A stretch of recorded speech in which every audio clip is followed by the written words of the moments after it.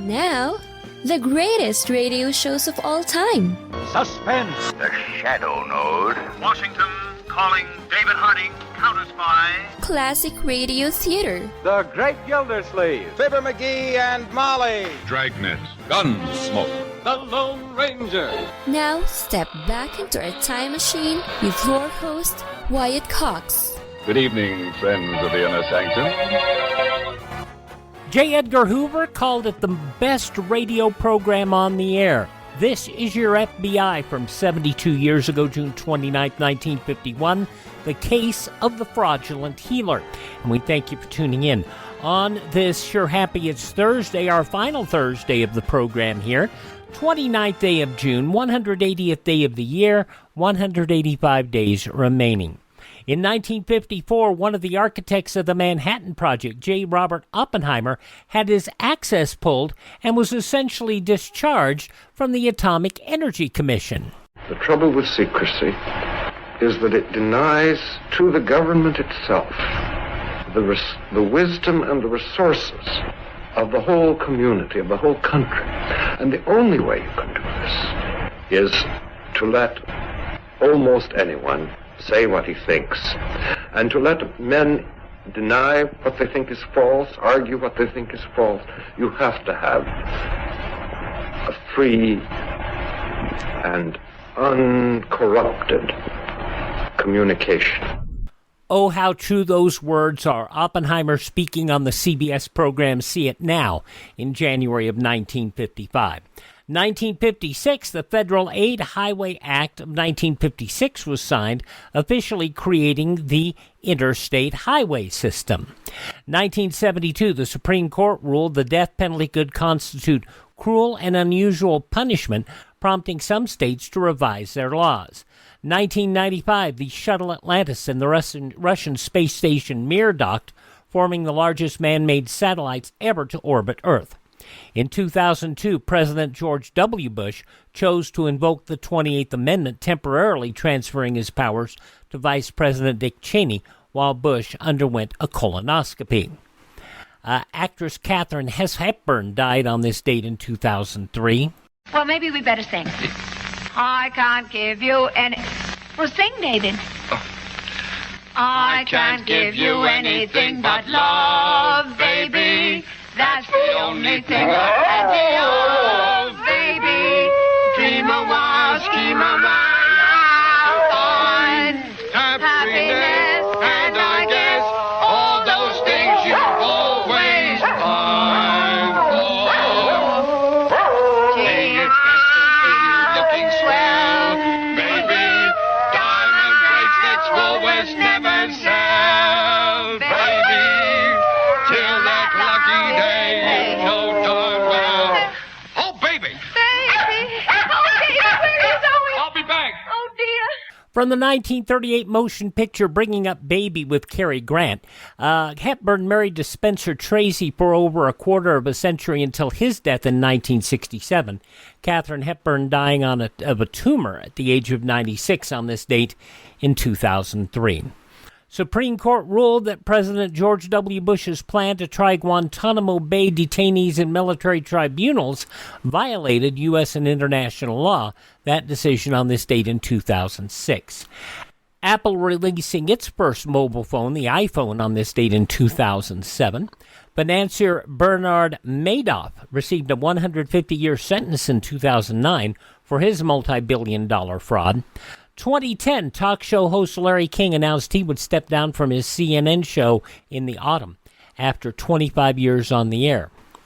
Passing away on this date in history, How Do I Love Thee, Let Me Count the Ways. Poet Elizabeth Barrett Browning, also actor Fatty Arbuckle, actress Jane Mansfield, boxer Primo Carnera, actor Bob Crane from Hogan's Heroes, also Lana Turner, Rosemary Clooney, and Carl Reiner.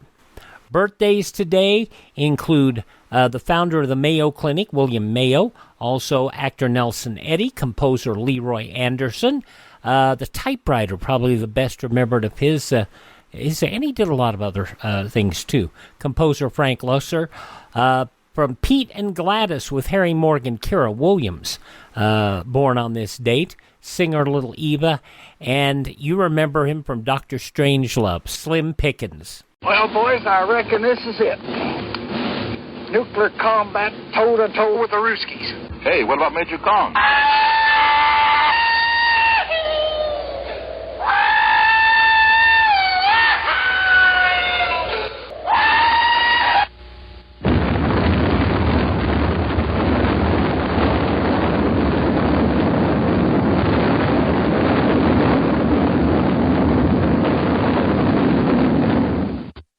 Slim Pickens, born on this date in history. We lost him back in 1983. Actor Gary Busey is 79 today. Comedian Richard Lewis is 76. From Men at Work, Colin Hay is 70. You remember him from Weird Science as Wyatt Donnelly? He's now a Ph.D. and an associate professor in English at Cal State Long Beach. Ilan Mitchell-Smith, 54. From the Pussycat Dolls, Nicole Scherzinger is 45. Racer Martin Truex Jr., 43. You remember him from Weekend Update on Saturday Night Live, Colin Jost, 41. Chris Manara on Fear the Walking Dead, Lorenzo James Hendry is 30.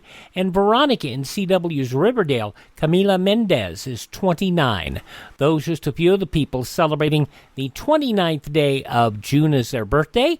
If this is your birthday... Hi, we're the Four Freshmen, and we just want to say... Happy birthday to you! And from 72 years ago, June 29th, 1951, Stacy Harris in This Is Your FBI and the Case of the Fraudulent Healer. That's coming up next on this final Thursday Classic Radio Theater with Wyatt Cox on your favorite radio station. Now on this final Thursday Classic Radio Theater with Wyatt Cox, our penultimate edition, an episode of This Is Your FBI starring Stacy Harris. 72 years ago today, June 29th, 1951, the case of the fraudulent healer. The Equitable Life Assurance Society presents This Is Your FBI.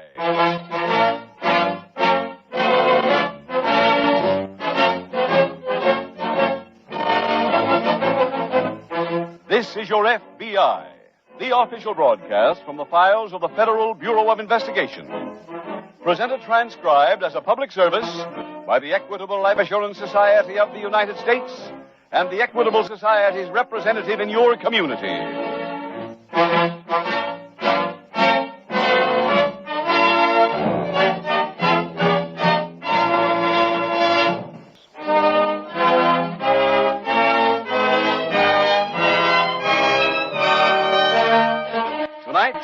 The subject of our FBI file, jewel theft.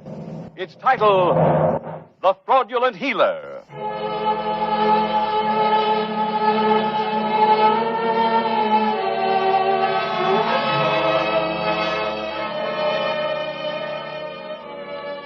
Tonight's case from the files of the Federal Bureau of Investigation deals with a very shrewd and carefully planned confidence game. Bear in mind that confidence men and women are among the elite of the criminal world. Many of them are excellent amateur psychologists. They play expertly on the heartstrings of their victims by appealing to one of two normal human desires. The first is the natural need of lonely people for friendship and affection. The second basis of many confidence rackets is greed. The victim is lured on by the prospect of making easy money. Tonight's case has been chosen for dramatization for a very simple reason. The more you, the public, become familiar with the techniques employed by this type of crook, the better you will be prepared to protect yourself against them.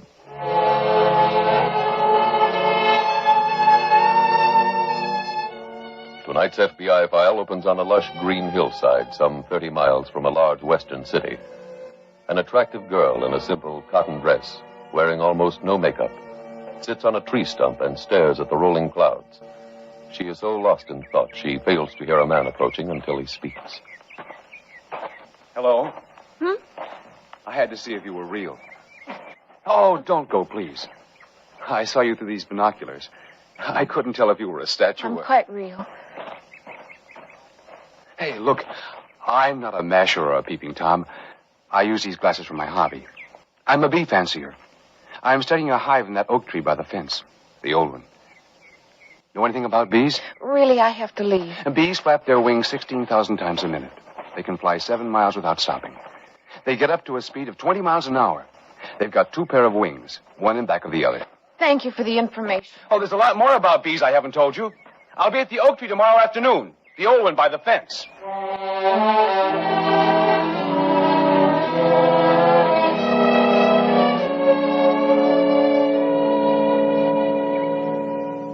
Hello there. Shh. Come over here. See inside the crevice? Uh-huh. That's their hive. It runs down to the tree. Those bees in the outer lip, they're the sentries. They keep strangers out. And see the bees flapping their wings? Uh-huh. They're fanners. They ventilate the hive. I thought bees just went around stinging people. That's propaganda. Oh, by the way, my name's Bruce. Mine's Mary. Here, take the binoculars. And get up on this incline. Why? Oh, look down to the hole. You can see the comb. Oh. The cells on top are a little bigger than the others. They got queen bee eggs in them. Uh-huh. They've been there 11 days. It takes them 16 to hatch. Oh. When the first one's ready, the wax will be scraped off the end of the cell, and there'll be a new queen.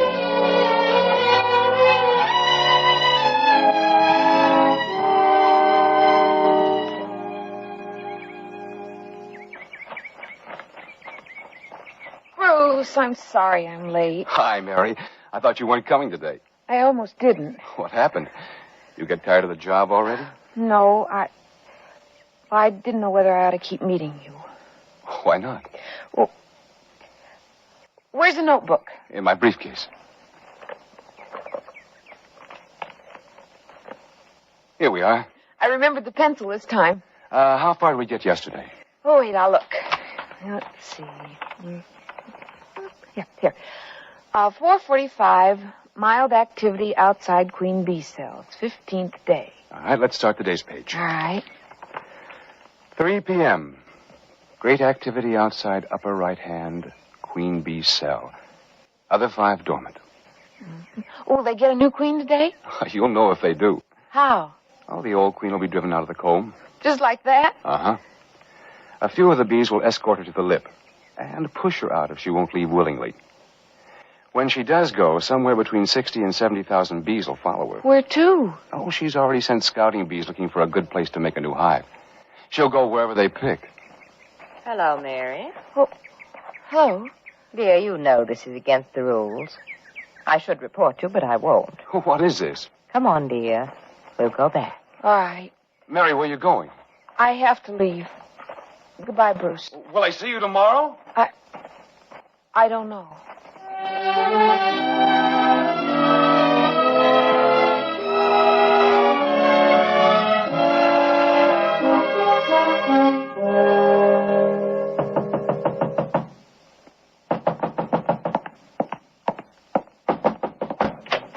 Yes? I'd like to see Mary. Mary? She's a tall, pretty blonde girl. Is she a sign of the stars? Huh? You seem to radiate positive. What? Yes, I do believe you're a positive. They're quite rare, you know. Please, may I see Mary? What's your name? Bruce Miller. Your astral name, I mean. What is all this? No one may enter whose Jupiter is predominant while the forces of Pendennis are striking. Now, cut that out. I want to see a girl named Mary. I don't know what her second name is, but she's here. And I'm going to talk to her. Is that clear? Nora, what is this commotion? Oh, I'm sorry you were disturbed. Are you in charge? Yes, I'm temporarily allowed to rule the lodge. Well, there's a girl here named Mary. That's correct. I'd like to talk to her. It's quite impossible. Why? She's in seclusion. What kind of nonsense is that? I'm sorry, sir, if it seems odd to you, but one of the reasons people choose to come here is to know the quiet of the sky and the privacy of their souls. I'll ask once more. Are you going to let me talk to Mary? He's radiating violently. So I noticed. Well? I've told you, sir. Your request is quite impossible. If you return some other time... When? I have no way of knowing. All I can tell you, sir, is to keep trying. Goodbye.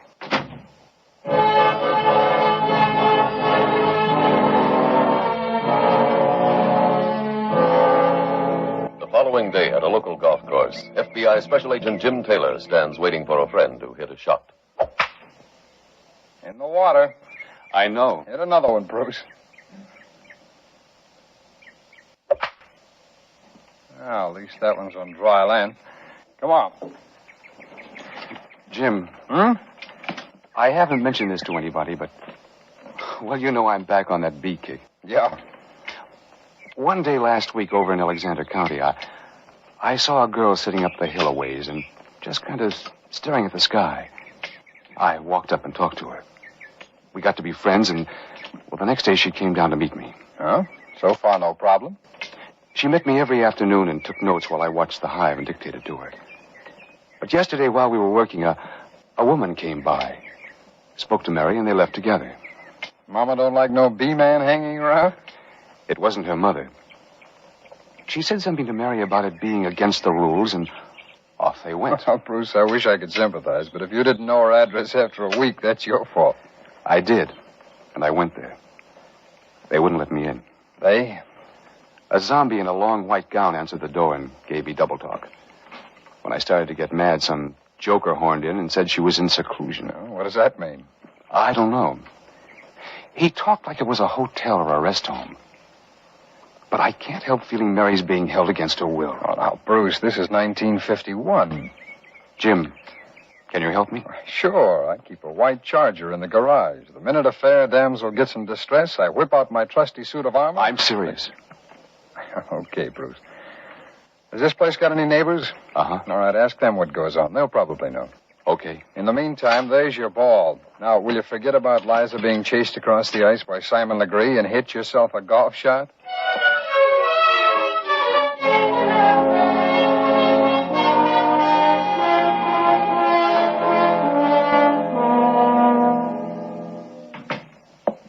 George, we'd better have a talk. I can't think of anything more enchanting. Save the charm for the customers.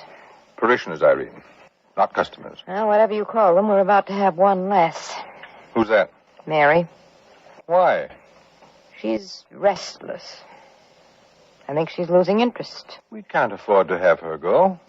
Why do you think I'm here? It's natural for her to be restless. And a young girl cooped up for 3 months would be. But you've got to prevent her from getting bored. How? Irene, astral control isn't a dull subject. If she's beginning to think it is, you're not feeding it the right way. I'll start using a spoon. Really, dear. We share equally, you know, when she signs over her property. What's that got to do with it? You ought to do as much work as I. I do. If you hadn't been careless, she wouldn't have become involved. That's over now. He was back again today. You see him? No. Nora kept him out. You'd better not wait till next week for Mary's induction. We've got to. Why? Your confidence is very touching. But even I can't rush an eclipse of the moon. Let's find another reason. You've got a transfer deed. Get her to sign it, and I'll make her a member in 15 minutes.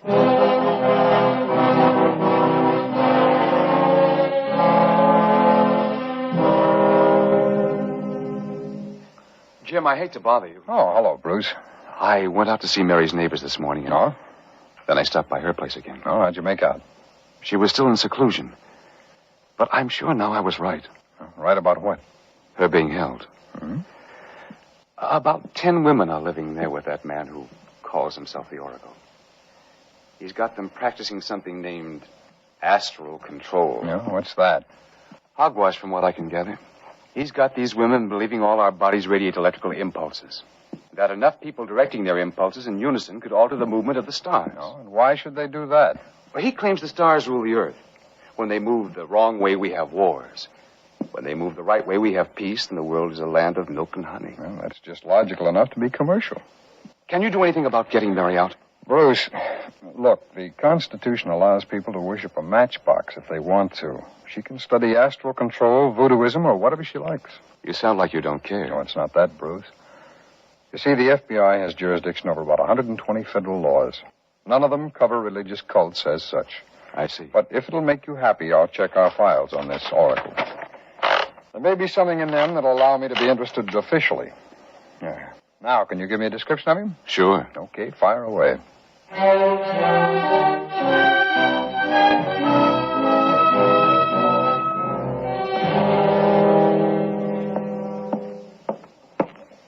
George, Mary's in the hall, What's she doing there? waiting to see you. How about the paper? She won't sign it.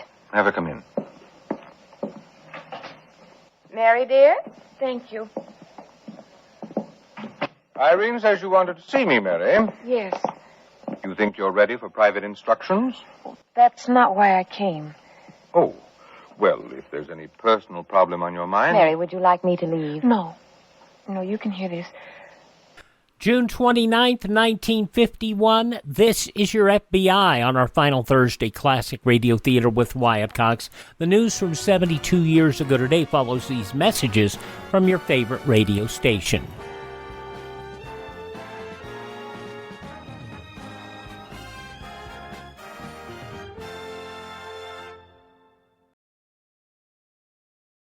Just going to take a minute here to tell you about the big savings going on now, the clearance sale at MyPillow.com. And you know, I've talked about how in my office I have a pair of my slippers, and they're really comfortable, and they're on clearance right now. The MyPillow.com slippers, $25 a pair, limit 10. And I would buy 3 or 4 more pairs. Unfortunately, they're out of my size. They also have sheets, pillowcases, clothing items, all on special right now. Go to MyPillow.com, click on the clearance tab at the top of the page, use my promo code Wyatt, or call 1-800-928-4715. Limited sizes remaining in the MyPillow slippers, limited colors on other items. MyPillow.com, clearance tab, promo code Wyatt, 1-800-928-4715.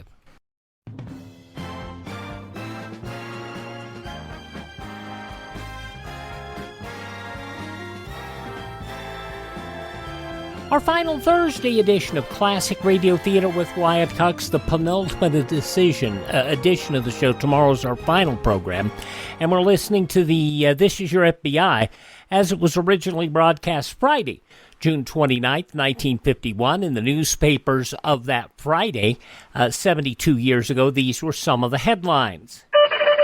The United Nations command in Korea was instructed Friday to seek a truce with the communists, that according to authoritative sources. They said the instructions were sent to General Matthew B. Ridgway after they were approved by all 16 countries that have combat units in Korea. One key Western diplomat told the United Press a ceasefire could come fairly quickly, within a matter of hours, when the communists decide to act. They move fast, and apparently the communists are ready.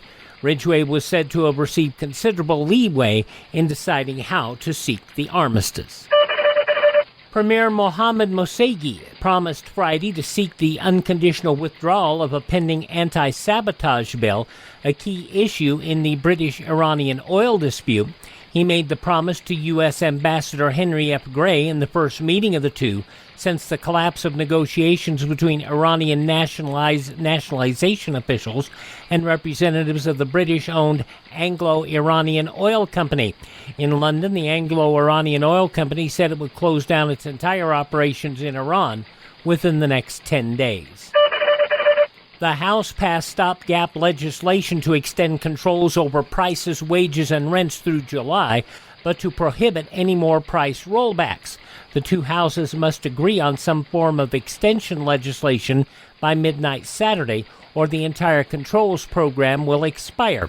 Administration officials claimed the Senate bill would be disastrous to the economy, would lead to black markets in meat, and undermine the mobilization drive.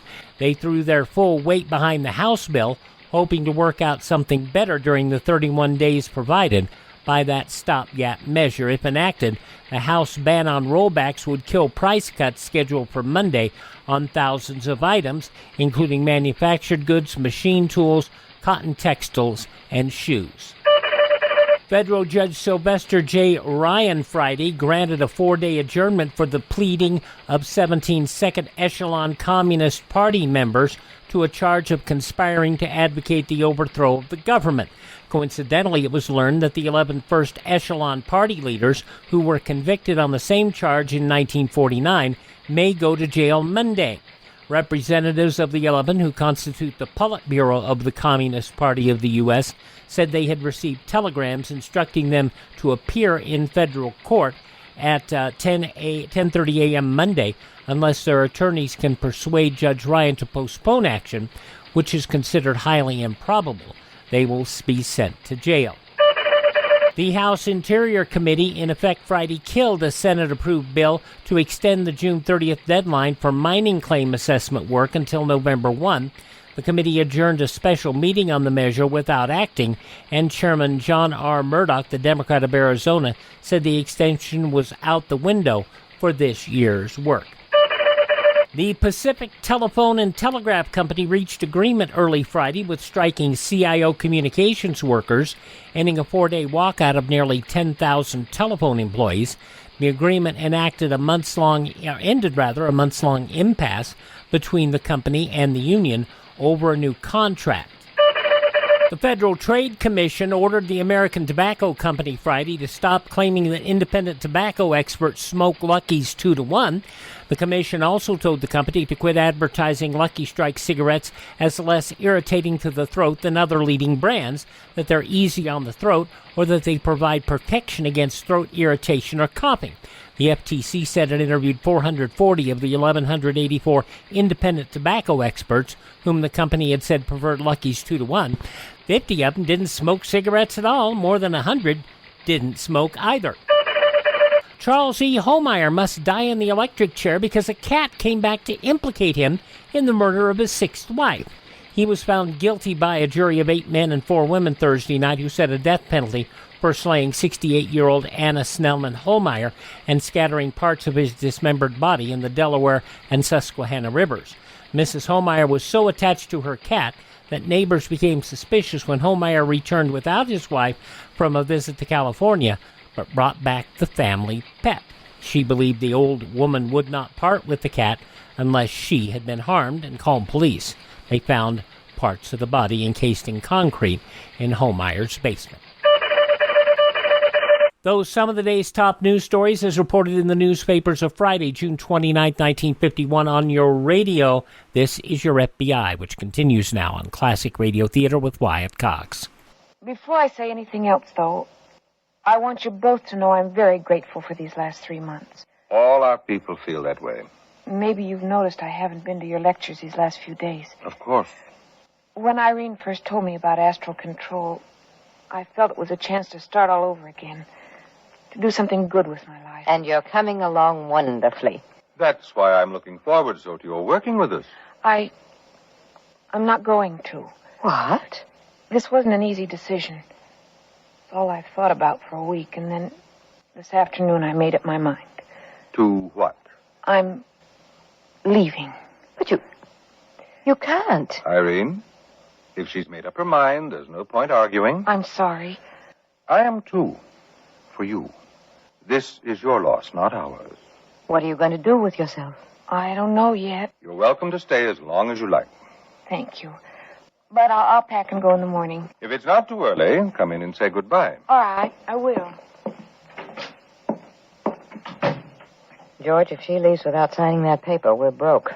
She'll sign. What makes you think so? Irene, our motto is faith and confidence. The least you could do is have faith and confidence in the Oracle.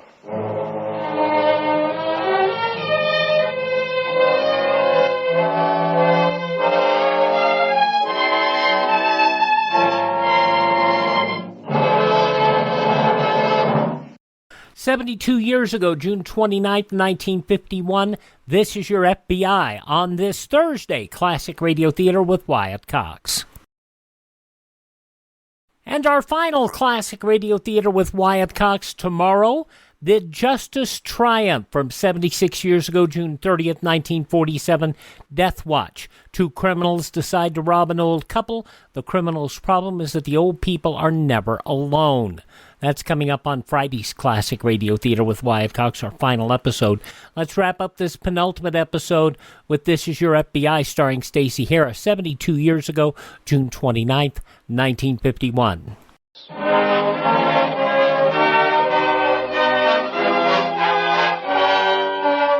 And now back to the FBI file, The Fraudulent Healer.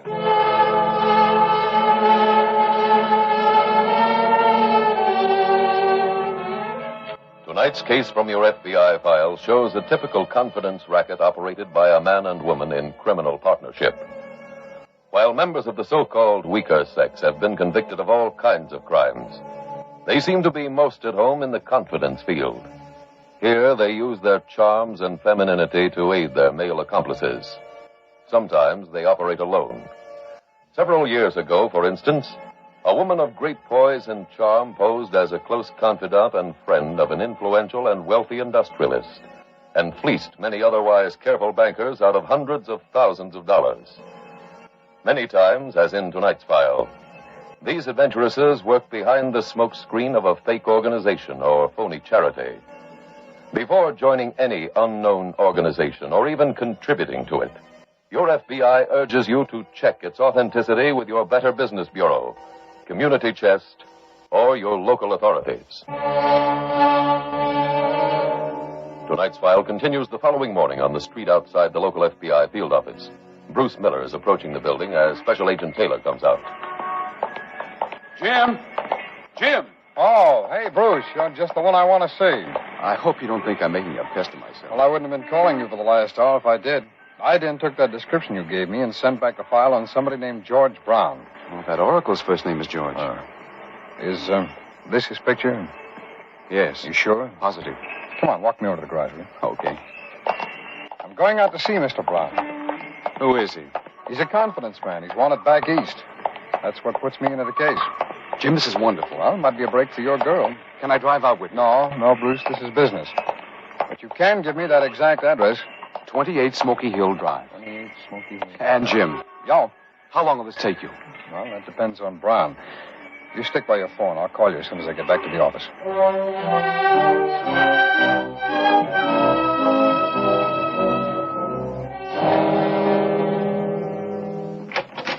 Go ahead, Mary. Thanks. Good morning, Mary. Good morning.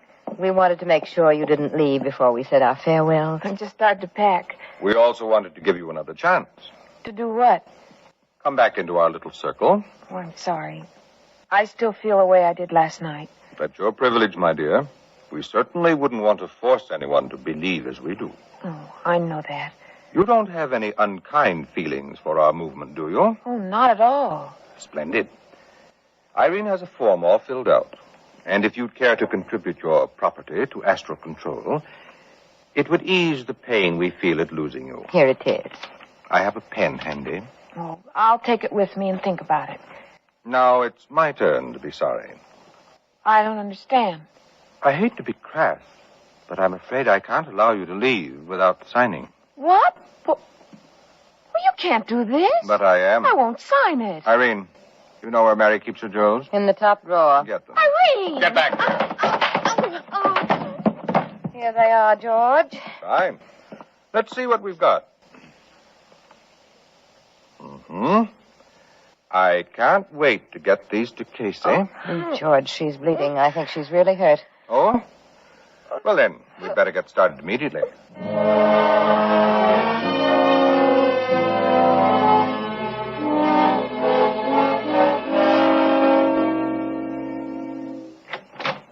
Yes? Good morning. I'd like to see Mr. Brown. My, you radiate a distinct positive. I beg your pardon. Your impulses. Just wait till the Oracle sees you.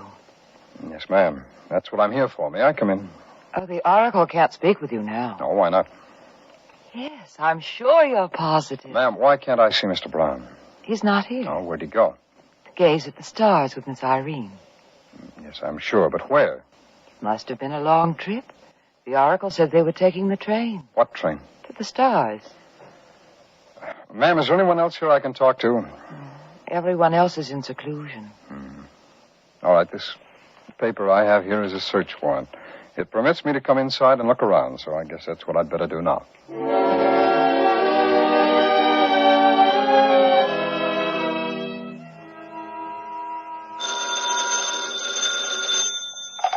Taylor speaking. Jim, this is Bruce. I just got your message. Oh, Bruce, your girl Mary's at the hospital. Huh? I missed George Brown and that woman that you told me about. What's the matter with Mary? I found her unconscious in her room.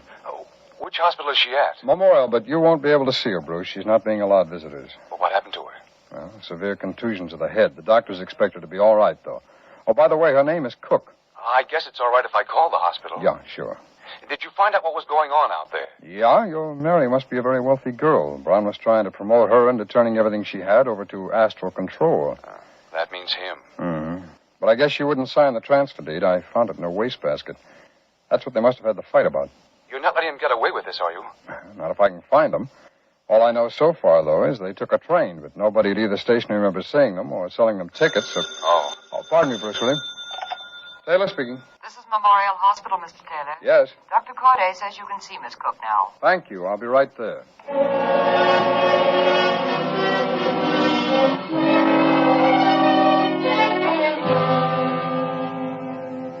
And then he told Irene to get my jewelry.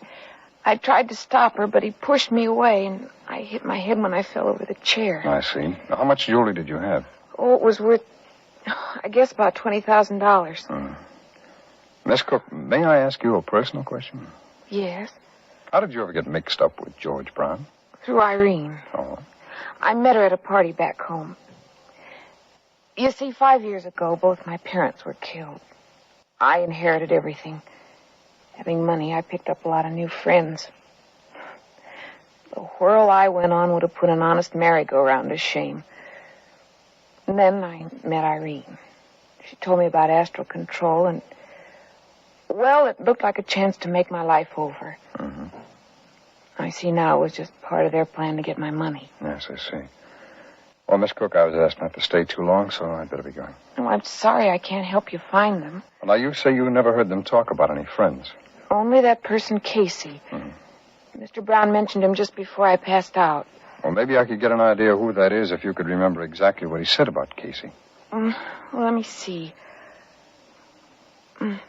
Yes, that was it. He said, I can't wait to get these to Casey. Let's see. Nothing here in his record or hers about anyone with that name. Casey. Hey, wait a minute. Casey might not be a person at all.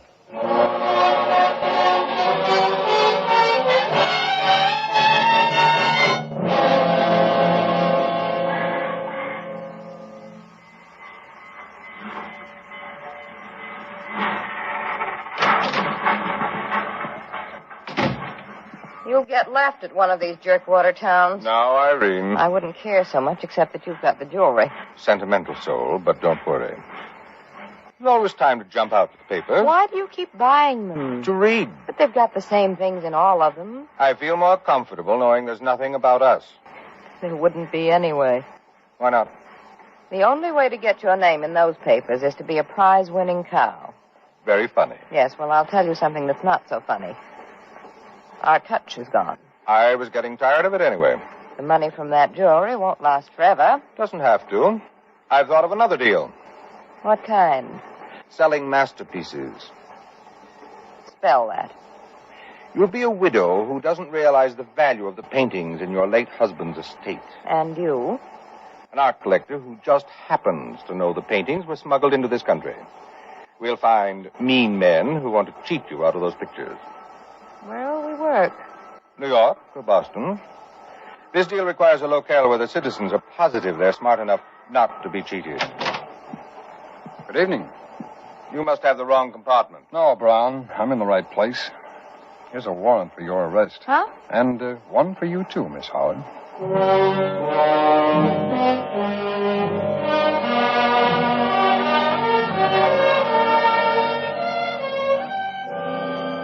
George Brown and Irene Howard were tried in federal court and convicted of violating the Interstate Transportation of Stolen Property statute.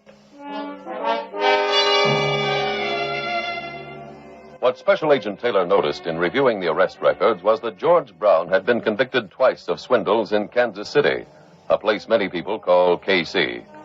He learned the schedule of their train and caught up to the fugitives by flying to an intermediate stop. And thus your FBI closed the file on these two criminals. However, the convictions interrupted the careers of only this pair. There still are confidence men and women at large throughout the country, and they are at work this very minute. You can keep from ever being numbered among their victims But there's a price on that freedom. It's the same price we pay for liberty. Eternal vigilance.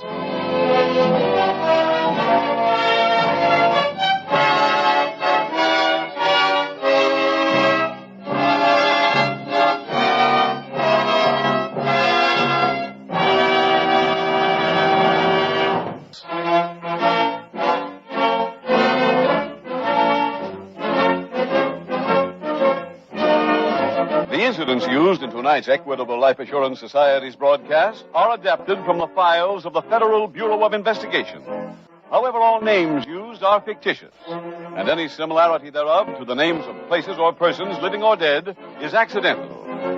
Tonight, the music was composed and conducted by Frederick Steiner. The author was Jerry D. Lewis. Your narrator was William Woodson, and Special Agent Taylor was played by Stacy Harris. Others in the cast were Robert Cole, Joyce McCluskey, Ted Osborne, Yvonne Patey, and Alice Reinhardt. This is Your FBI, a Jerry Devine production, was directed by Sid Goodwin. June 29th, 1951, 72 years ago, this is Your FBI here on Classic Radio Theater with Wyatt Cox. Let me take just a moment to thank those of you who have been so kind and sent us nice notes. I have reopened the Buy Me a Coffee.